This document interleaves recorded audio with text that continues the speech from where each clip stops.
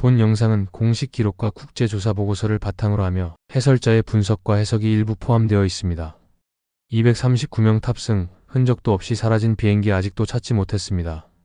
2014년 3월 최첨단 여객기가 이륙 후 단 몇 시간 만에 하늘에서 자취를 감췄습니다. 세계가 지켜보는 가운데 남겨진 것은 혼란과 의문뿐이었습니다. 21세기에 거대한 비행기가 어떻게 흔적 하나 없이 사라질 수 있었을까? 어두운 바다 위에 사라진 궤적, 남겨진 건 침묵과 절규뿐이었습니다. 가족들은 답을 기다렸지만 돌아온 건 모순된 보고와 끝없는 추측이었습니다.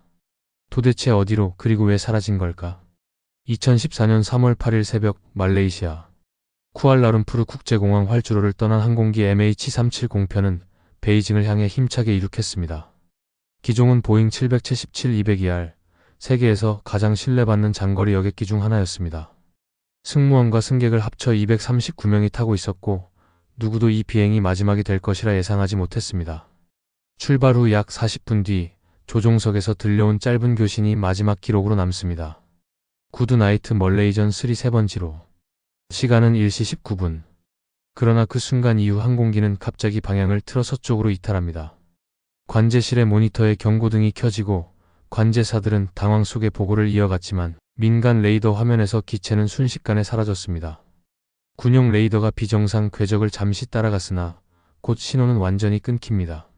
거대한 비행기가 구조 신호조차 남기지 않은 채 공중에서 증발한 듯 사라진 것입니다. 인도양 일대에는 수천 명의 인력과 수십 척의 선박, 첨단 장비가 투입되어 대대적인 수색이 전개되었습니다. 그러나 드넓은 바다에서 발견된 것은 조각난 파편 몇 개에 불과했습니다.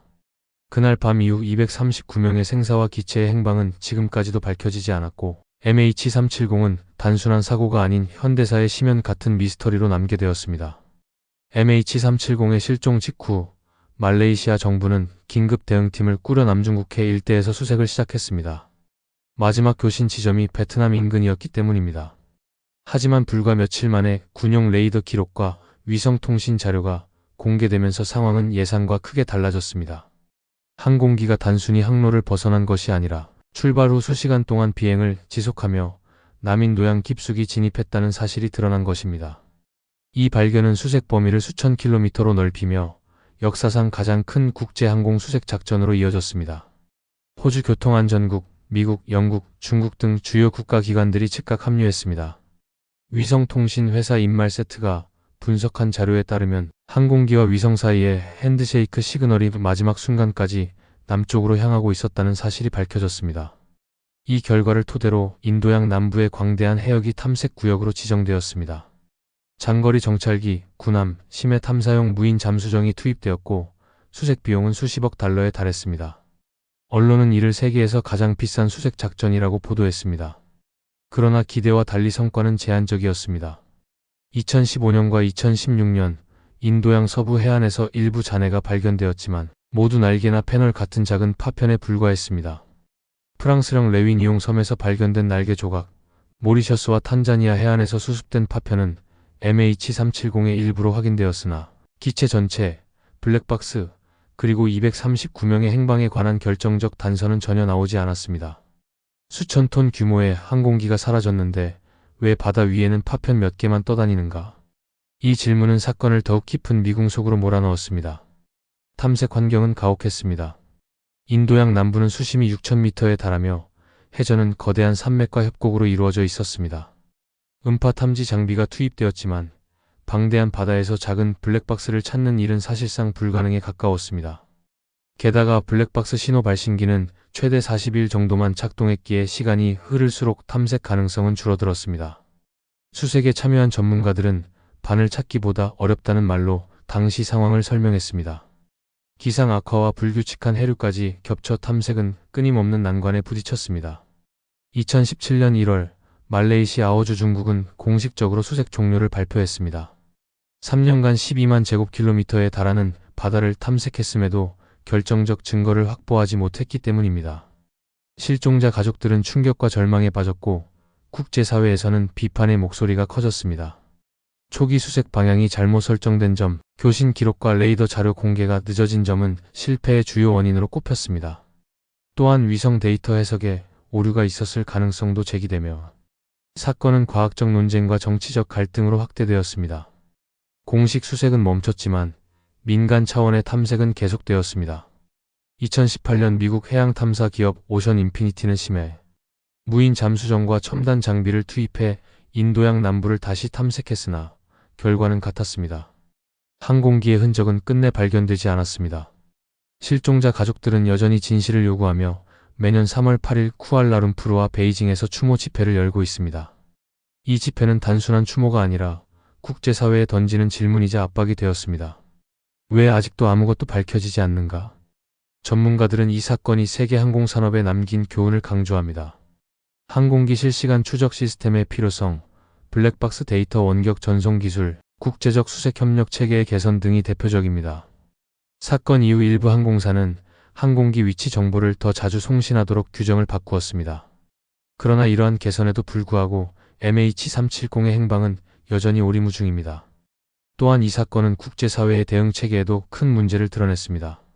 각국이 정보를 제때 공유하지 못했고 군사 기밀을 이유로 자료 공개를 제한하면서 초기 수색이 지연되었습니다. 전문가들은 만약 첫 48시간 동안 모든 자료가 즉각 공유되었다면 결과는 달라졌을 것이라고 분석했습니다. 그러나 이해관계와 정치적 계산은 협력을 가로막았고 그 결과 실종자 가족들은 더욱 소외되었습니다. 결국 MH370 수색은 세계에서 가장 큰 국제협력 실패라는 냉정한 평가를 남겼습니다. 발견된 파편들은 단서일 뿐 사건의 전모를 밝히기에는 턱없이 부족했습니다. 어떻게 21세기 최첨단 기술과 국제협력이 동원된 수색에서 흔적조차 찾지 못했을까? 이 질문은 오늘날까지도 풀리지 않은 채 남아있습니다. 그리고 우리는 다시 묻습니다. 도대체 무엇이 이 비행기를 삼킨 것일까? 그날 밤 하늘과 바다는 어떤 비밀을 감추고 있었던 것일까? 이 미스터리는 여전히 끝나지 않았다. MH370 사건이 장기간 해결되지 못하면서 다양한 가설과 음모론이 제기되었습니다. 기체 결함설 보잉 777 기종은 1990년대부터 운항을 시작했으며 세계적으로 높은 안정성을 자랑했습니다. 실제로 2014년 당시까지 치명적인 기체 결함으로 인한 대형 사고는 보고된 바가 거의 없었습니다. 그러나 일부 전문가들은 동체 균열이나 산소 공급 장치 문제, 화재 가능성을 배제할 수 없다고 지적했습니다. 특히 객실 내 화재로 조종석이 무력화되었다면 자동항법 장치만으로 항공기가 수시간 동안 비행하다 연료가 소진되어 추락했을 가능성이 있다는 분석이 나왔습니다. 다만 이런 상황이라면 긴급 구조 신호나 자동 경보가 기록되었을 가능성이 높기에 설득력은 제한적입니다. 이와 비슷한 사례로 1985년 일본 항공 123편 사고가 거론됩니다. 당시 기체 결함으로 인해 압력 격벽이 파괴되었고 항공기는 조종 불능 상태에서 산에 충돌했습니다. 그러나 이 사건과 달리 MH370에서는 기체 파편이나 명확한 통신 기록이 남지 않았습니다. 이런 차이는 기체 결함설의 설득력을 떨어뜨립니다. 조종사 자살설 가장 논란이 많았던 가설 중 하나는 기장 자을이 아흐마드 샤의 자살 가능성입니다. 그는 수천 시간의 비행 경험을 가진 베테랑이었지만 개인적 문제와 정치적 불만이 있었다는 보도가 있었습니다. 특히 그의 개인용 비행 시뮬레이터에서 인도양 방향의 비행 기록이 발견되었다는 사실이 알려지면서 의혹은 커졌습니다. 이 가설은 항로 이탈과 장시간 비행을 설명할 수 있다는 점에서 주목을 받았습니다. 그러나 결정적 증거는 없었으며 가족과 동료들은 강하게 부인했습니다. 말레이시아 당국의 공식 조사 보고서도 기장의 심리적 불안정성을 뒷받침할 직접 증거를 제시하지 못했습니다. 비슷한 사건으로는 2015년 저머닝스 9525편 추락 사고가 있습니다. 당시 부기장이 의도적으로 항공기를 추락시켜 150명이 사망했습니다. 이 사건은 조종사 자살설을 더욱 현실적인 시나리오로 만들었지만 MH370에서는 동일한 증거가 확보되지 않았습니다. 따라서 자살설은 여전히 가능성 중 하나로만 남습니다. 군사적 격추설 일부에서는 MH370이 군사 작전에 의해 우발적으로 격추되었을 가능성을 제기했습니다. 남중국해에서 군사훈련 중이던 국가 혹은 인도양 상공에서 미사일 발사가 잘못 이루어졌다는 주장입니다. 실제로 1983년 대한항공 007편 격추 사건, 1988년 이란 여객기 격추 사건 등 민간 항공기가 군사적 충돌에 휘말린 사례가 있었기에 완전히 배제할 수는 없습니다. 만약 이 가설이 사실이라면 관련 국가는 국제적 파장을 우려의 사실을 은폐했을 가능성이 있습니다. 그러나 지금까지 군사적 격추를 뒷받침할 레이더 기록, 위성사진, 공식 보고서는 공개되지 않았습니다. 오히려 미국, 중국, 호주 등 주요 국가들은 군사적 책임 가능성을 명확히 부인했습니다. 결국 군사적 격추설은 역사적 사례는 있으나 이번 사건에는 적용되지 않는다는 결론으로 수렴됩니다. 납치 테러설 사건 초기 가장 먼저 주목받은 가설은 테러 가능성이었습니다. MH370에는 여권을 위조한 승객 2명이 탑승하고 있었고 이는 곧바로 의심을 불러일으켰습니다. 그러나 철저한 조사 끝에 이들은 난민 지위 확보를 위해 위조 여권을 사용한 것으로 밝혀졌습니다. 또한 알카에다나 IS 같은 국제 테러 조직이 사건의 배후를 주장하지 않았습니다. 일반적으로 테러 조직은 영향력을 과시하기 위해 사건의 책임을 자처하는데 이번 사건에서는 그러한 움직임이 전혀 없었습니다. 비슷한 전례로는 9.11 테러가 있습니다. 테러리스트들은 즉각적으로 공격을 선전하며 정치적 목적을 강조했습니다. 그러나 MH370에서는 그와 같은 공개적 메시지가 전혀 없었기 때문에 납치 테러설은 점차 힘을 잃게 되었습니다. 기타 음모론 공식 가설 외에도 다양한 음모론이 존재합니다. 예를 들어 첨단 기술을 운송 중이던 승객과 화물이 특정 국가의 이해관계와 충돌했을 가능성, 항공기가 비밀 기지에 착륙했다는 주장 등이 인터넷을 중심으로 확산되었습니다. 또 일부는 MH370이 아프리카나 중앙아시아의 외딴 공항에 착륙했을 것이라는 추측을 내놓기도 했습니다. 그러나 이는 검증된 사료에 기반하지 않으며 공신력 있는 조사 결과와도 거리가 있습니다. 결국 이러한 음모론은 대중적 호기심을 자극했지만 학문적 설득력은 부족했습니다. 학계와 언론은 이러한 주장을 정보 공백이 만든 사회적 산물이라고 평가했습니다. 실제로 하버드 대학의 한 연구에서는 음모론 확산은 불확실성이 장기화될 때 나타나는 사회적 반응이라고 분석했습니다. 종합평가. 각 가설은 부분적으로 사건을 설명할 수 있지만 어느 것도 결정적인 증거를 제시하지 못했습니다. 기체 결함설은 기술적 안정성 때문에 설득력이 약하고 조종사 자살설은 정황은 있지만 확증이 없습니다. 군사적 격추설은 역사적 유사 사례가 있으나 증거 부족이 문제입니다. 테러설은 초기에는 가능성이 있었으나 조사 결과 힘을 잃었습니다. 기타 음모론은 추측에 불과의 신뢰성을 얻지 못했습니다. 결국 모든 가설이 가능성을 제공하지만 결정적 증거는 없다는 결론에 도달하게 됩니다.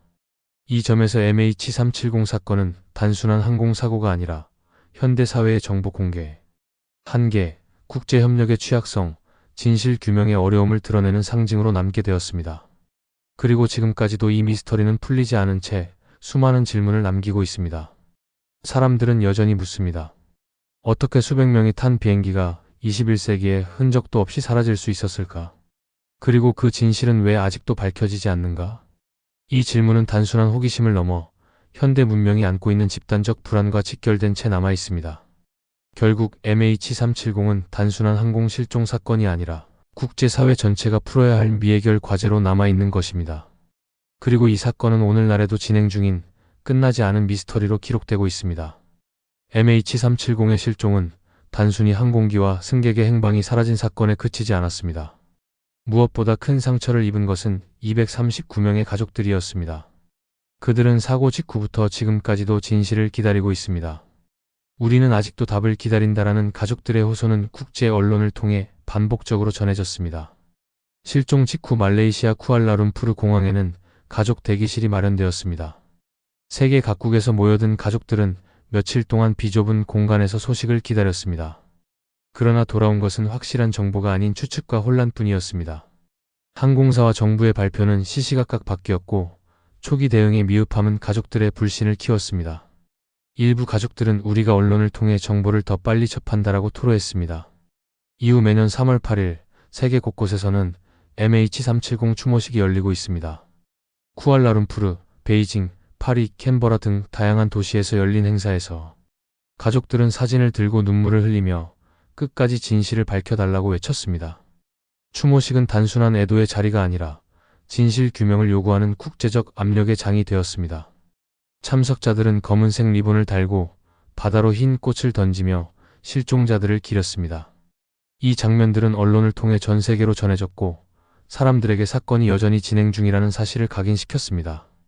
가족들의 분노와 슬픔은 곧 정치적 목소리로 확산되었습니다. 말레이시아 정부와 항공사 말레이시아 항공 MAS는 사건 초기에 일관성 없는 대응과 불투명한 정보 공개로 거센 비판을 받았습니다. 실종자 가족들은 집단 성명을 내며 우리는 단순히 사랑하는 사람을 잃은 것이 아니라 국가의 무책임 속에서 이중의 상처를 입었다고 주장했습니다.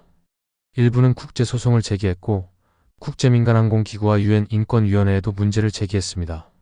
중국인 승객이 다수를 차지했기에 중국 내 여론도 격렬했습니다.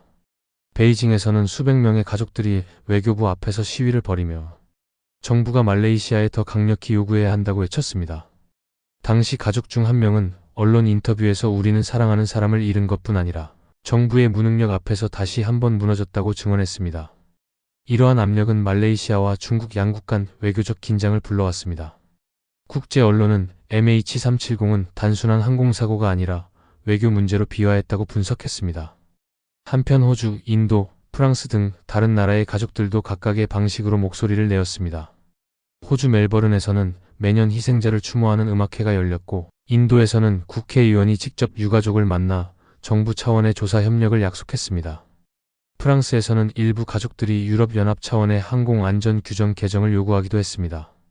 이는 MH370 사건이 단일 국가의 문제가 아니라 전 세계적인 항공안전 과제로 확산되었음을 보여줍니다. 실종자 가족들은 사건 이후 서로 긴밀히 연결되었고 국제 네트워크를 형성했습니다. 그들은 정기적으로 온라인 회의를 열고 사건의 새로운 단서가 나올 때마다 정보를 공유했습니다. 또한 국제 컨퍼런스와 항공안전 포럼에도 직접 참여해 목소리를 냈습니다. 2019년 ICAO 총회에서는 가족 대표가 직접 연단에 올라 우리가 잃은 것은 단순한 탑승객이 아니라 인류의 신뢰였다라고 발언해 큰 반향을 일으켰습니다. 심리적 상처도 깊습니다. 가족들은 사랑하는 이를 기다리며 일상에서 벗어나지 못한 채 살아가고 있습니다.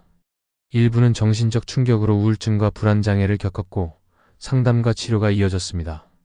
말레이시아와 중국 정부는 심리 지원 프로그램을 제공했으나 많은 가족들은 진실이 밝혀지지 않는 한 치유는 불가능하다고 말했습니다. 한 중국인 실종자의 아내는 BBC와의 인터뷰에서 그가 지금도 어딘가에 있을 것 같아 집 열쇠를 바꾸지 못했다고 고백하기도 했습니다. 또 다른 사례로 호주인 희생자의 아버지는 ABC 방송 인터뷰에서 우리는 답을 원한다. 설령 그 답이 고통스럽더라도 진실 없는 삶은 견딜 수 없다고 말했습니다. 이 증언은 사건이 남긴 상처가 단순히 시간이 흐른다고 사라지지 않음을 보여줍니다. 국제 여론 역시 정부와 항공사에 비판적입니다. CNN, BBC, NHK 등 주요 언론은 매년 기일에 맞춰 사건을 재조명하며 가장 큰 피해자는 여전히 남겨진 사람들이라고 보도했습니다. 전문가들은 항공 안전은 기술의 문제가 아니라 결국 인간의 신뢰를 어떻게 지킬 것인가에 달려있다라고 강조했습니다. 국제민간항공기구 관계자 또한 MH370 사건은 항공안전뿐만 아니라 정부와 국민 간 신뢰의 문제를 드러낸 사례라고 지적했습니다. 결국 MH370 사건의 또 다른 중심은 실종된 항공기가 아니라 남겨진 사람들입니다. 가족들의 절규와 눈물, 그리고 꺼지지 않는 요구는 지금도 이어지고 있습니다.